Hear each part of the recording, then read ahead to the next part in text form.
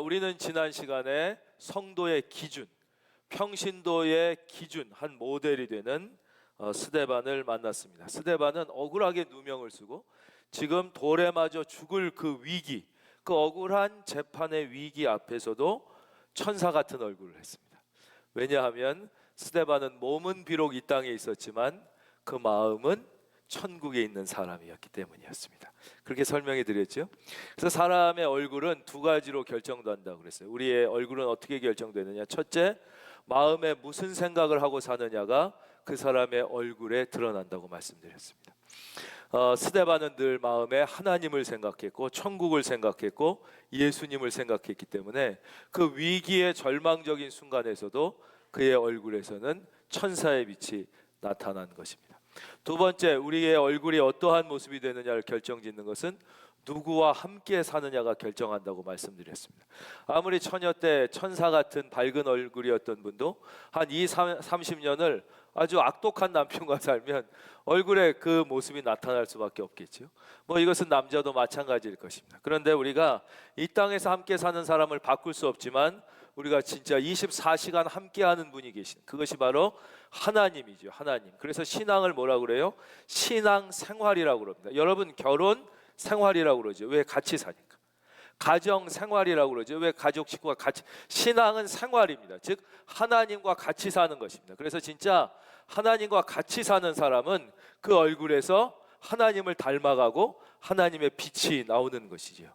그래서 이 스데반은 어떻게 이런 위기와 이런 어려움 속에서도 얼굴에서 천사의 빛이 났느냐?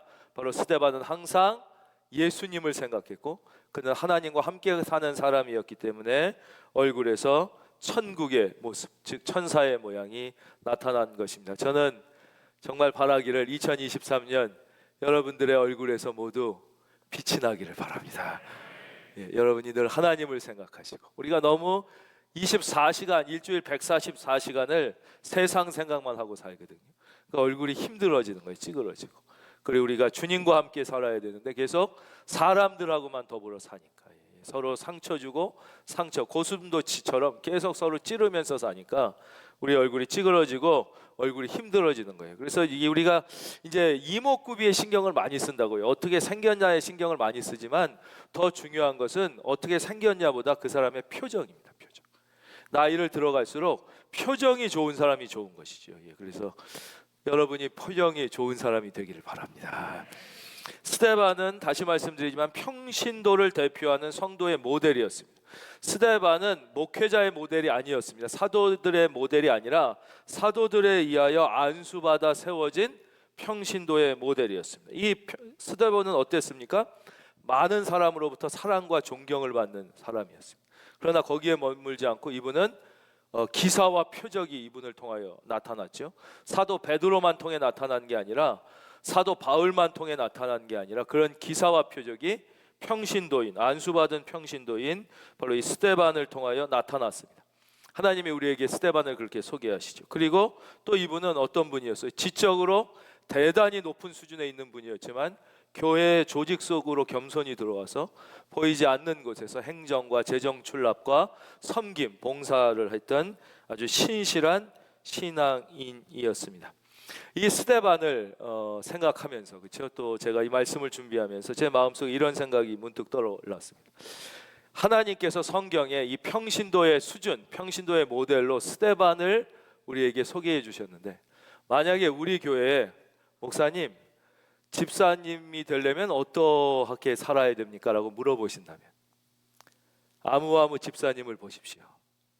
이분이 우리 큰은혜 교회의 집사의 기준입니다 라고 소개해 드릴 수 있는 분이 누가 있을까를 생각해 봤습니다. 예수님을 믿고 산다는 것은 무엇입니까? 라고 물어봤을 때 아무아무 성도님을 보십시오. 이분이 바로 큰은혜 교회의 성도의 기준입니다 라고 소개해 드릴 수 있는 분이 어떤 분이 있을까를 생각해 보았습니다. 자, 이제 본문으로 들어가겠습니다. 7장입니다. 7장 1절. 대제사장이 이르되 이것이 사실이냐? 2절. 스데반이 이르되, 이렇게 2절이 시작돼요. 조금 설명드리겠습니다. 지루하지만 좀 들어주시면 좋겠습니다. 이 2절부터 50절까지 이제 스데반이 긴 변증은 무엇이냐면 감정적이거나 직관적이 아니라 논리적으로 진리를 설명해 나가는 과정을 변증이라고 그래요. 변증을 하면서 전도를 하게 되는데, 이 전도한 내용이 얼마나 뛰어난지 이 긴 스데반의 전도의 내용이 바로 설교의 교과서가 됩니다. 가장 훌륭한 설교가 무엇이냐라고 교과서를 할 때 바로 이 본문이 되는, 이분이 목회자가 아니에요. 평신도가 한 전도가. 그러니까 이 스데반 평신도의 네 번째 하나님이 제시하시는 기준은 무엇이냐? 전도자라는 것입니다. 특별히 이 스데반은 복음의 탁월한 증거자였는데 그 전도한 내용이 얼마나 뛰어난지 설교의 교과서가 됩니다. 그래서 이 설교를 제일 잘 배운 사람이 누구냐? 우리가 잘 아는 사도 바울입니다. 그래서 그 뒤에 나오는 사도 바울의 모든 복음 증거와 설교는 바로 이 스데반의 설교를 모방한 것입니다. 그것을 계속 모방해서 발전시킨 게 그 뒤에 나오는 사도 바울을 통하여 증거되는 어마어마한 설교의 내용들이에요. 그러니까 이 정도 수준이었다는 거예요. 다시 말씀드리지만 이게 목회자의 기준을 하나님이 제시한 것이 아니라 오늘날 교회를 다니는 평신도가 어떤 수준을 바라보고 노력해야 되는지를 우리에게 제시한 분이 바로 이분이라는 것이에요. 그래서 이제 대제사장이 이것이 사실이냐라고 물었을 때 스데반이 이렇게 복음을 증거하게 되는데, 이 이제 내용에 들어가기 전에 첫째 하나님이 우리에게 말씀해 주시는 것은 스데반의 태도입니다. 스데반은 지금 억울하게 누명을 쓰고 이 돌에 맞아 죽을 이 죽음의 위기 앞에 있단 말이에요. 이 어마어마한 위기 앞에서 스데반은 자기가 당한 위기를 예수님을 위한 기회로 삼는 것을 보게 돼요. 자기가 당한 이 어마어마한 위기를 어떻게 이 위기를 모면할까를 생각한 게 아니라 전도하려는 바로 기회로 삼았다는 것이죠. 근데 이 사람들이 지금 어떻게 스데반을 공격했냐? 첫째는 없는 얘기를 지어냈죠. 말도 안 되는 얘기를 지어내서 스데반을 공격합니다. 우리가 세상으로부터 공격받을 때, 억울한 일을 당할 때 그런 적이 있어요. 진짜 미치고 팔짝 뛰겠는 거예요. 없는 얘기를 지어내서 공격하는 경우가 있습니다. 그러나 더 많은 경우는 어떤 경우입니까? 없는 얘기를 지어낸 게 아니라 있는 얘기를 살짝 비트는 것입니다. 내가 한 얘기를 마지막을 교묘하게 왜곡해가지고 그걸 꼬투리 잡아서 우리를 공격하고 괴롭힐 때가 있죠. 이 스데반을 공격하는 사람도 마찬가지예요. 아예 없는 얘기를 지어낸 부분이 있고, 더 큰 거는 스데반이 한 얘기를 살짝 비틀어가지고 교묘하게 뒤집어가지고 스데반을 지금 공격하고 있는 것입니다. 그래서 마귀가 늘 두려운 것이죠. 마귀는 언제나 비슷한 전략을 사용합니다. 아예 없는 얘기를 지어내면 사람들이 잘 안 속고 잘 안 넘어가니까 비슷하게 있는 걸 가지고 비틀어서 우리를 공격하거나 우리를 의심하게 하는 것이죠. 그런데 스데반에게서 우리가 발견하는 첫 번째는 뭐냐? 이러한 위기 앞에서, 이런 억울한 일을 당하고 죽음의 위기 앞에서 스데반은 기회를 놓치지 않았다. 사람이 평소에 우선순위가 무엇이냐에 따라서 이 생각하지 못한 인생의 위기가 왔을 때 누구나 다 위기가 오는 거예요. 질병의 위기가 올 수도 있고, 경제의 위기가 올 수도 있고, 관계의 위기가 왔을 때 그 사람의 평소에 생각했던 것 우선순위에 따라서 그 다음에 일이 펼쳐진다고 말씀드려요. 스데반은 평소에 하나님을 생각했어요. 그래서 그는 이 위기 속에서도 하나님을 생각했고, 이 위기가 왔을 때 이 위기를 모면하려거나 벗어나려는 생각을 하지 않고 이 위기를 기회로 삼아서 예수님을 증거해야겠다는 생각을 한 것입니다. 저는 소망합니다. 여러분들이 위기를 만났을 때 그 위기를 하나님을 위한 기회로 삼을 수 있기를 바랍니다. 여러분 경제적 위기를 만났을 때, 여러분 질병의 위기를 만났을 때, 여러분 관계의 위기를 만났을 때 그 위기를 모면하려고 아무리 발버둥 쳐봤자 모면하지 못합니다. 그것은 마치 늪과 같아서 발버둥 치는 만큼 더 빠져들어가는 것이에요. 여러분 붙잡아야 합니다. 붙잡아서 누군가가 당겨줘야지 늪에서 빠져나올 수 있듯이, 여러분이 그 위기를 하나님을 위한 기회로 삼을 때 하나님의 은혜의 손이 여러분을 건져 주실 것입니다. 그것만이 살아나는 방법이에요. 근데 대부분의 사람들은 예수를 믿는다고 하면서도 위기가 오면 당황하고 절망하고 그 위기를 하나님을 위한 기회로 쓰지 않고 모면하려고 하는 것이죠. 누구나 마찬가지. 우리가 이제 아파서 병원에 입원하게 된다. 그러면 그 전까지 전혀 만날 수 없었던 새로운 사람들을 또 병원에서 만나게 돼. 새로운 복음의 전도의 기회, 하나님을 위한 기회는 늘 열리는 거예요. 내가 사업에 실패하든 인간관계가 무너지든 늘 하나님이 계속 새로운 기회를 주시는 것이죠. 바로 그것입니다. 이 스데반은 자기가 죽음의 위기, 그것도 억울한 자기 잘못으로 초래된 위기가 아니라 억울하게 당한 죽음의 위기 속에서도 그 위기를 하나님을 위한 복음의 기회로 삼았다는 것입니다. 그리고는 그 복음의 기회로 이제 전도를 하는데 그 내용이 2절부터예요. 제가 읽어드릴게요. 스데반이 이르되 여러분 부형들이요 들으소서. 우리 조상 아브라함이 하란에 있기 전 메소보다미아에 있었을 때, 그러면서 복음을 어떻게 증거하기 시작하냐면 구약의 얘기부터 하기 시작하는 거예요. 구약 얘기부터 하기 시작하는데 그 중에서도 특별히 아브라함 얘기부터 하기 시작합니다. 아브라함. 왜냐? 유대인들은 구약을 다 알거든요. 유치원 때부터 구약을 우리 학교에서 배우듯이 다 배우는 거예요. 그리고 아브라함은 유대인들이 제일 좋아하는 사람이에요. 그러니까 유대인들이 잘하는 것, 제일 좋아하는 아브라함에서부터 얘기를 이렇게 시작하는 거지. 설교자는 그 자신의 설교를 듣는 청중이 누구인지를 이해하고 설교를 하면 훨씬 좋습니다. 그러니까 우리 교회도 우리 교회 청중의 특징이 있죠. 이건 뭐 중요한 건 아니지만 우리 교회와 또 저쪽에 있는 어느 한 교회, 이런 두 교회 정도를 비교하면 큰 은혜의 교회만의 특징, 우리는 모르지만 늘 이렇게 얘기하시는 분들이 있습니다. 그런 청중. 전도를 할 때도 마찬가지입니다. 인간의 지혜와 능력으로 그 사람을 구원하는 것은 아니지만 우리가 전도를 할 때 나의 전도의 대상이 누구인지를 잘 알면 알수록 좋습니다. 그래서 아주 탁월한 전도자여 설교가였던 사도 바울은 어떻게 해야 돼요? 자기가 전도할 대상에 따라 다르게 하잖아요. 유대인들을 만나면 무조건 구약부터 시작해서 예수님을 증거하기 시작해요. 늘 구약 얘기를 해요. 왜냐? 유대인은 구약을 다 아니까. 그런데 이방인들 만났을 때, 특별히 이제 아테네 사람들 만났을 때는 전혀 안 그러죠. 뭐라 그래요?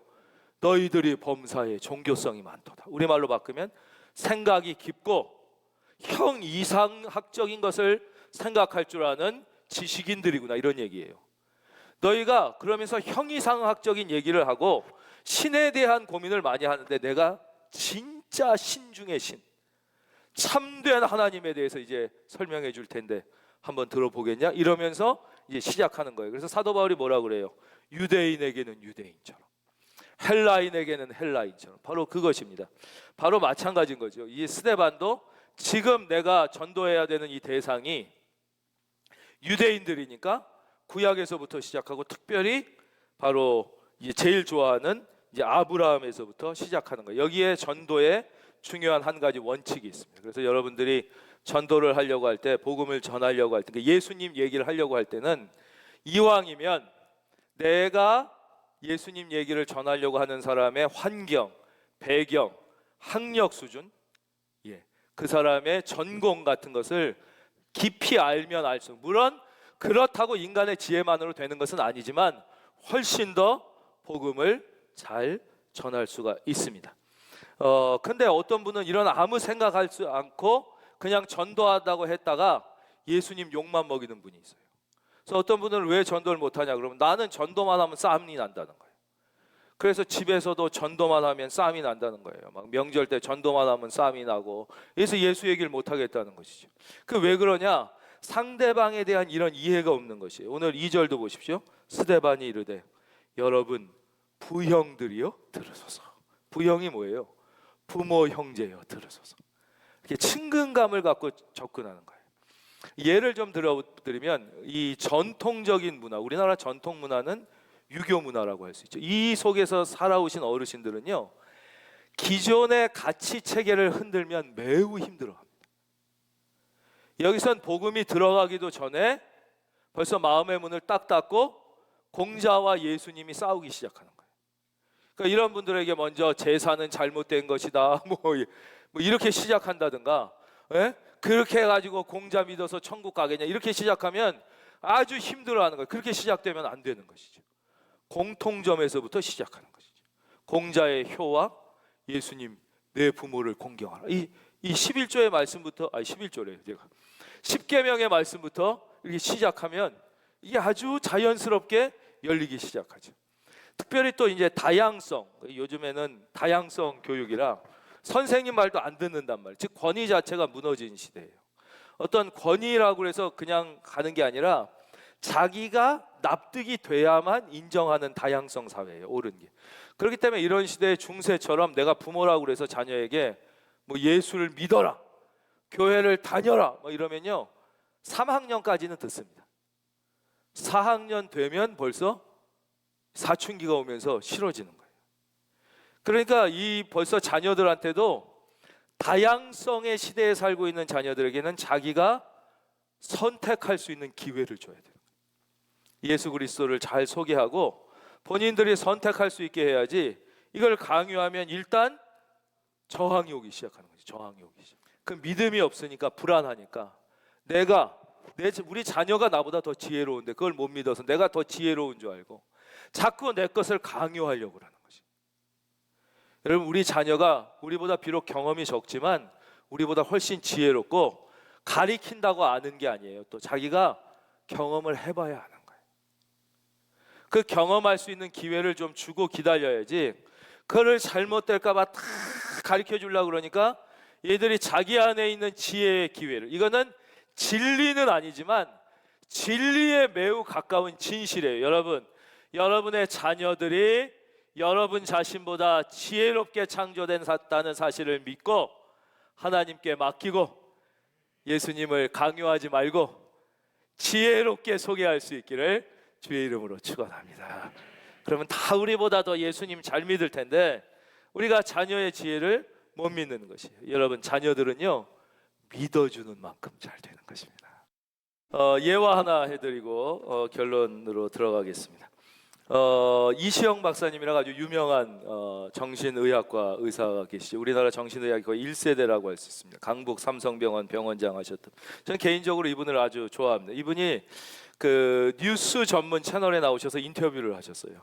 근데 자기 어렸을 때 경험을 얘기하시더라고요. 자식이 학생 때 너무 먹을 게 없으니까 이제 몸보신을 하려고 했던 게 시장에 가서 꿀꿀이죽 한 그릇 사 먹는 게 그때 자기 몸보신 하는 거였대요. 그때 이제 많이 그랬다는 것입니다. 꿀꿀이죽은 뭐 어르신들은 잘 알겠지만 그 당시 이제 미군 부대에서 미군들이 먹다가 남은 음식들, 여기서 먹다가 남았다는 것은 음식을 만들다가 남은 식재료를 가지고 했다는 게 아니에요. 뭐냐면 지금으로 치면 음식물 쓰레기입니다. 지금도 그렇지만 군대 가면은 지금은 어떨지 모르겠어요. 저 군 생활할 때만 해도 다 음식을 먹으면 그것들을 드럼통 같은데 한 군데 모아가지고 버려요. 그렇죠? 그걸 잔반이라고 그러는데 그 음식물 쓰레기, 미군들이 먹다 버린 음식물 쓰레기예요. 근데 이걸 이해를 못해요. 그래서 저희 집사람도 이 꿀꿀이죽 얘기를, 저도 경험한 건 아니지만 했더니 이게 미군 음식을 만들 때 썼던 그 식재료 남은 걸로 만든 걸로 생각을 하던데 그게 아니에요. 그렇기 때문에 이거를 가져다가 밖에 내려서 이제 시장 같은 데서 그걸 한번 다 끓이는 거죠. 한번 다 섞어가지고 끓여가지고 내주는 그게 꿀꿀이죽인데, 문제는 이분이 이거를 드시는데 먹다 보면 이제 음식물 찌꺼기인데 그때는 제대로 그 아니라 막 버리니까 그 안에 담배꽁초, 무슨 껍질 이런 게 막 나왔다는 거예요. 근데 그런 건 뭐 먹다 나와도 그냥 뱉어버리고 먹으면은 관계가 없는데 제일 괴로운 게 이쑤시개였다는 거예요. 이쑤시개를 이제 이 군인들이 이쑤시개 거기다 버리면은 먹다가 이쑤시개 팍 찔리면 그냥 막 혀에 피가 철철 나고 이 입천장이 뚫리고 그러면 정말 너무 괴롭고 마음에 깊은 회의감이 든다는 거예요. 내가 몸보신한다고 이걸 이러고 먹고 살아야 되느냐. 너무 자존심도 상하고 그러더라는 거예요. 그러다 어느 날 고민하다가 목사님을 찾아가야겠다는 생각이 들었대요. 그래서 이분이 예수 믿는 분인지 아닌지 모르겠는데 그 당시엔 예수 안 믿었던 게 분명한데, 그래서 군의 목사님, 군목을 찾아갔다는 거예요. 그래서 군목을 찾아가서 제가 그 얘기를 했다는 거예요. 쭉 설명을 했는데 이 목사님이 못 알아듣더라는 거예요, 전혀. 그래서 자기는 처음에 내가 영어가 짧아서 못 알아듣는 줄 알았더니 그게 아니라 너무 기가 막히니까 이분은 미군으로선 상상을 못하는 거예요. 음식물 쓰레기를 가져다 끓여서 먹는다는 게 이게 사람으로 있을 수 있는 일이냐. 전혀 이해를 못 하시던 거예요. 그래서 자기가 영어가 짧아서 그런 줄 알고 다시 그걸 설명을 해드렸더니 이분이 그러더래요. 너 지금 그걸 네가 먹는다는 얘기냐? 이렇게 다시 물어봐요. 그래서 그럼 그걸 내가 먹는다. 그런데 거기에 그런 게 나온다. 이쑤시개가 날 찌르고 이러는데 내가 그랬더니 목사님의 눈에 눈물이 그렁그렁 하더라는 거예요. 그분이 그 뉴스 채널에서 이렇게 말씀하시더라고요. 목사님이니까 그랬을 거라고. 딴 사람 같으면 안 그랬을 텐데. 그러더니 이분이 너 잠깐 나랑 어디 가자고. 그러더니 자기 지프차에 태우더니 시장으로 데려가가지고 국밥을 2그릇 시키더라는 거예요. 그리고는 너 먹으라고.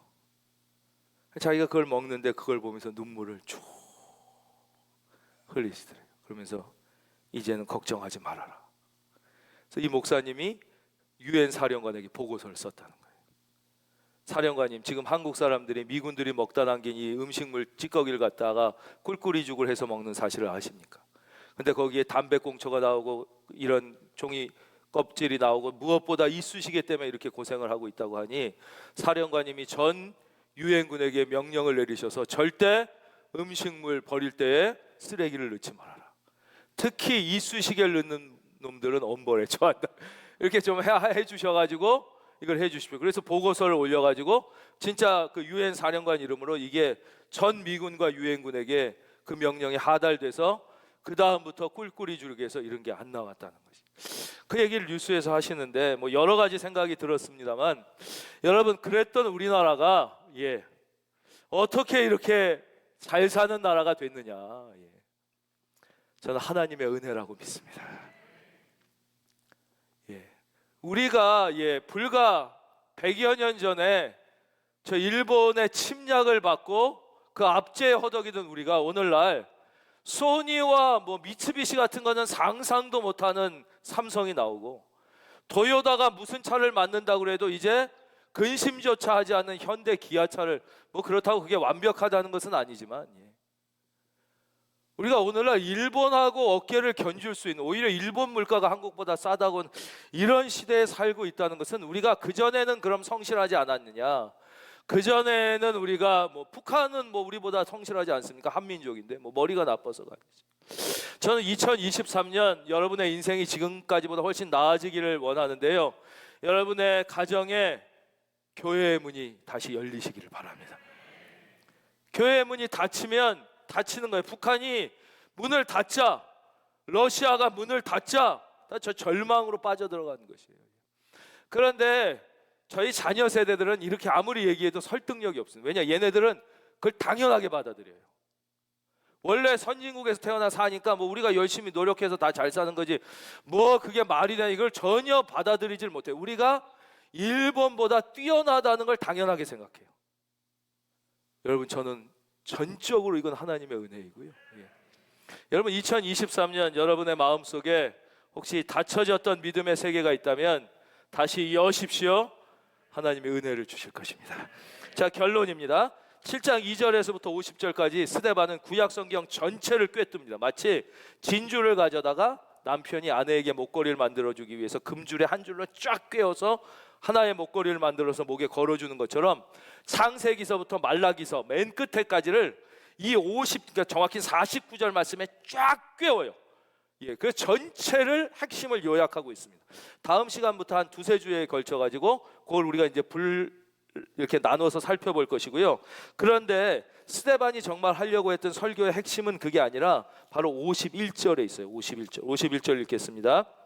목이 곧고 마음과 귀에 할례를 받지 못한 사람들아, 너희도 너희 조상과 같이 항상 성령을 거스르는도다 그랬어요. 여러분, 마음과 귀에 할례를 받아야 돼요. 귀가 있다고 듣는 게 아니에요. 귀가 있어도 못 듣는 분들이 있어요. 귀머거리가 많아요. 현실의 소리도 그래요. 눈이 있다고 보는 게 아니에요. 눈이 있어도 못 보는 분들이 많아요. 시각장애인들이 많아요. 입이 있다고 말할 수 있는 게 아니에요. 입이 있지만 벙어리들이 많아요. 다 있어요. 영적으로는 더합니다. 눈이 있어도 못 보고 귀가 있어도 못 듣는 사람이 많아요. 여러분의 마음과 귀에 할례를 받을지어다. 그래서 하나님의 음성이 들리고 하나님의 세계가 보여야 비로소 믿음의 세계에 들어가는 것이에요. 내가 눈이 있다고 보는 게 아니에요. 귀가 있다고 듣는 게 아니에요. 그래서 성경에서 예수님은 계속하여 들을 귀 있는 자는 들을지어다. 마음과 귀에 할례를 받으라고 말씀하시는. 그리고는 뭐라고 말씀하시느냐? 스데반의 설교가 두 가지인데요. 첫째, 너희 이스라엘 백성들아, 이스라엘 백성이라고 하는 너희들은 두 종류가 있다는 거예요. 겉으로 볼 땐 똑같이 너희들이 이스라엘 백성이라고 생각하지만 그 중에 한 부류는 진짜 하나님을 사랑하고 하나님의 말씀대로 살려고 했던 이스라엘 백성이 있고, 오히려 한 부류는 하나님을 적대하고 하나님을 대적하고 하나님의 말씀을 전하는 사람을 미워해서 쳐 죽인, 가장 하나님에 반대되는 사람들도 다 이스라엘 백성이라고 하는 너희 안에 있다는 거죠. 그렇죠? 여러분, 이스라엘 역사를 보십시오. 이스라엘 백성이 선택돼서 하나님의 자녀가 됐지만 하나님이 보내신 모든 선지자를, 예수님을 쳐 죽인 게 누구예요? 이스라엘 백성이에요.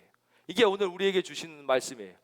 즉, 우리가 교회 다닌다고 하는, 하나님을 믿는다고 하는 우리 중에는 진짜 하나님을 사랑하고 말씀대로 살려고 하는 사람들도 이 중에 있지만, 진짜 하나님을 공격하고 교회를 공격하고 하나님을 반역하는 사람들도 밖에 있는 게 아니라 바로 하나님을 믿는다고 하는 우리 중에 있다는 것이, 목사 중에도 있고 신학자 중에도 있고 평신도 중에도 있는 거예요. 보십시오.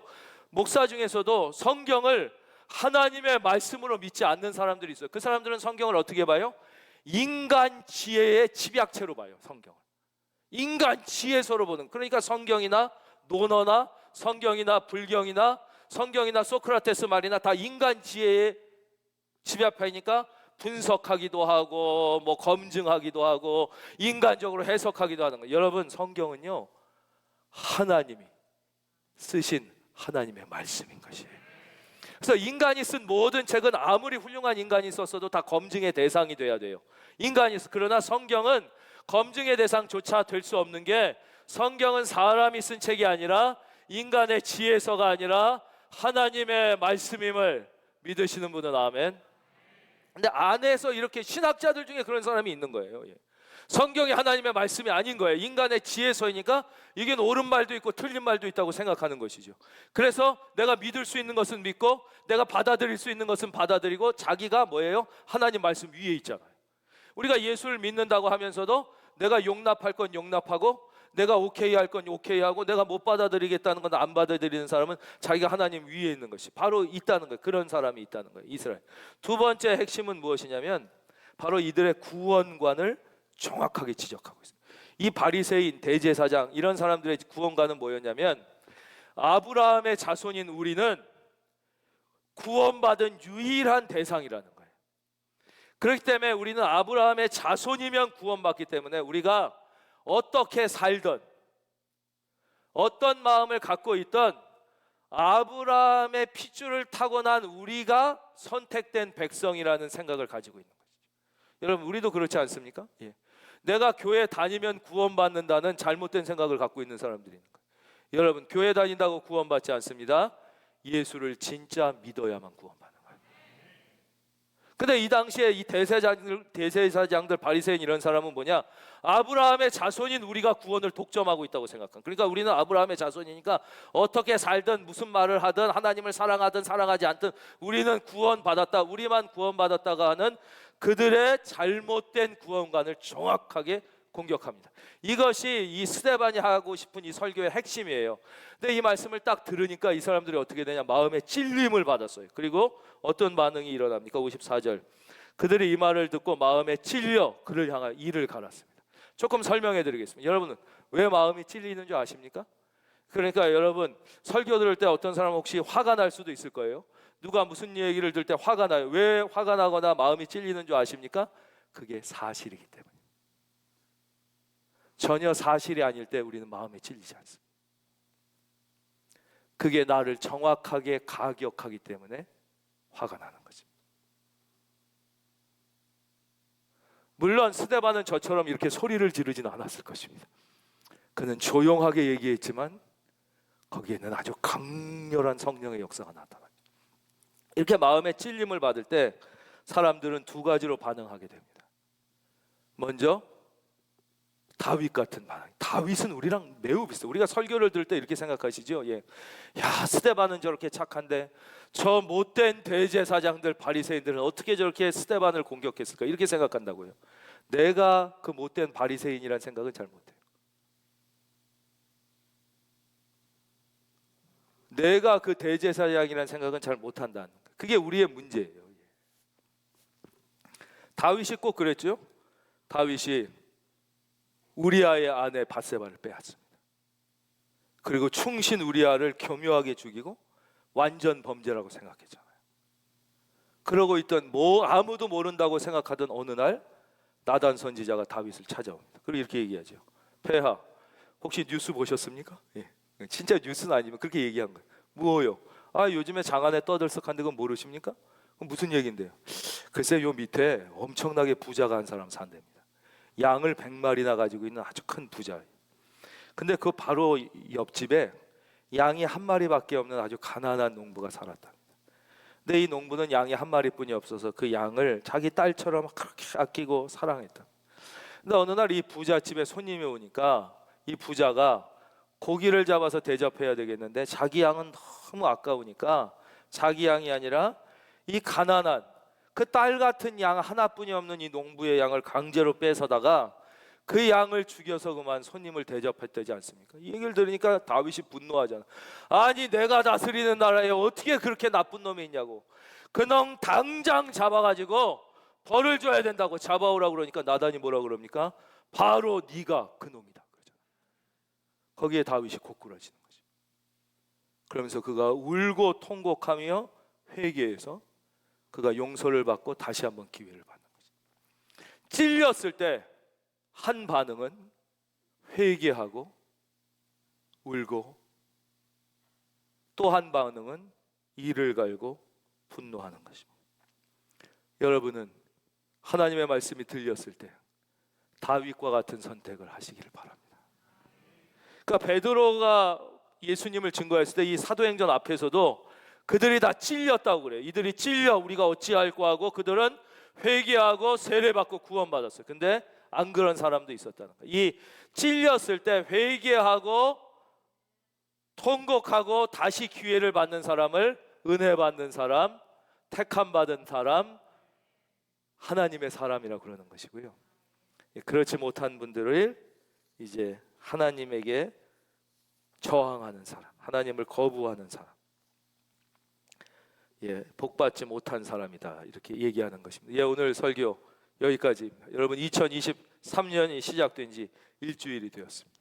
제가 말씀드렸죠. 2023년은 여러분들의 생애에 가장 복 있는 해가 되기를 바랍니다. 그러기 위해서 우리가 반드시 결단해야 할 것을 이제는 결단해야 되는 것입니다. 우리 안에 회개해야 할 것을 반드시 회개하고 하나님 앞에 고하고 용서받고 다시 시작해야지. 그것을 계속 가지고는 여러분 우리는 새로운 기회, 새로운 은혜를 받을 길이 없는 것입니다. 제가 설교를 하거나 축복 기도를 해드릴 때 자꾸 놓치는 게 있는데, 여러분 병 낫기를 원하십니까? 회개해야 됩니다. 회개하지 않고 병 치유의 역사는 일어나지 않습니다. 여러분 문제가 해결되길 원하십니까? 여러분 회복의 은혜를 경험하길 원하신다면 여러분 회개해야 할 것을 회개해야 되는 것입니다. 우리는 누구나 다 죄인이에요. 다윗도 죄를 졌잖아요. 문제는 죄를 졌느냐 안 졌느냐의 문제가 아니라 말씀이 나의 영혼을 찔러올 때 내가 그 말씀 앞에 회개하고 다시 하나님 앞에 엎드렸느냐 아니면 거부하였느냐에 따라서 그 다음의 인생이 결정되는 것입니다.